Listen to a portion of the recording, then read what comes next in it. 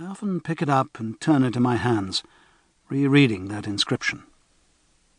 If the iron collar could talk, I think to myself, what kind of story would it tell?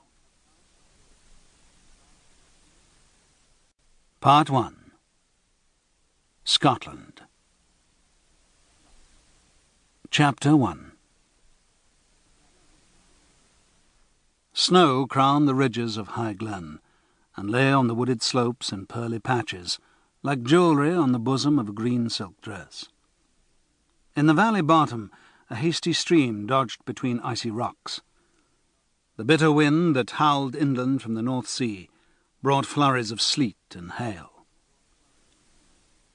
Walking to church in the morning, the McAsh twins, Malachi and Esther, followed a zigzag trail along the eastern slope of the glen. Malachi, known as Mack, wore a plaid cape and tweed breeches, but his legs were bare below the knee, and his feet, without stockings, froze in his wooden clogs. However, he was young and hot-blooded, and he hardly noticed the cold. This was not the shortest way to church, but High Glen always thrilled him. The high mountainsides, the quiet, mysterious woods, and the laughing water formed a landscape familiar to his soul. He had watched a pair of eagles raise 3 sets of nestlings here. Like the eagles, he had stolen the laird's salmon from the teeming stream, and, like the deer, he had hidden in the trees, silent and still, when the gamekeepers came.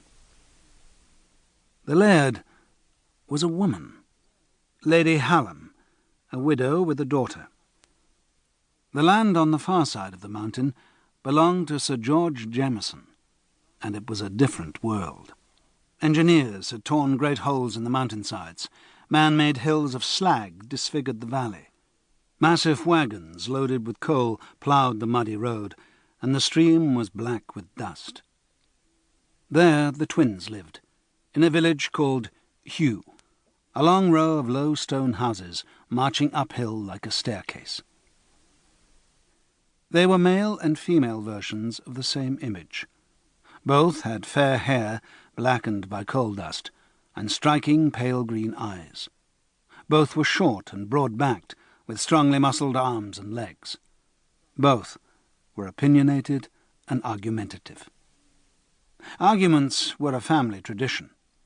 Their father had been an all-round nonconformist, eager to disagree with the government, the church, or any other authority.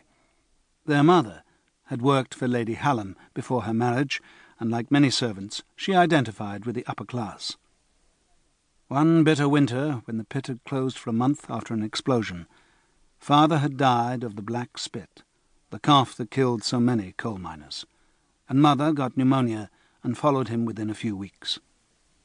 But the arguments went on, usually on Saturday nights in Mrs. Wheel's parlour, the nearest thing to a tavern in the village of Hugh.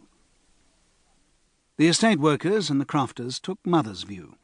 They said the king was appointed by God, and that was why people had to obey him. The coal miners had heard newer ideas. John Locke and other philosophers said a government's authority could come only from the consent of the people. This theory appealed to Mack. Few miners in Hugh could read, but Mack's mother could, and he had pestered her to teach him. She had taught both her children, ignoring the jibes of her husband, who said she had ideas above her station. At Mrs. Wheel's, Mack was called on to read aloud from the Times, the Edinburgh Advertiser, and political journals such as the radical North Briton. The papers were always weeks out of date, sometimes months, but the men and women of the village listened avidly to long speeches reported verbatim, satirical diatribes, and accounts of strikes, protests, and riots. It was after a Saturday night argument at Mrs. Wheel's that Mack had written the letter. None of the miners had ever written a letter before, and there had been long consultations about every word. It was addressed to Caspar Gordonson, a London lawyer who wrote articles in the journals ridiculing the government. The letter had been entrusted to Davy Patch, the one-eyed peddler, for posting, and Mack had wondered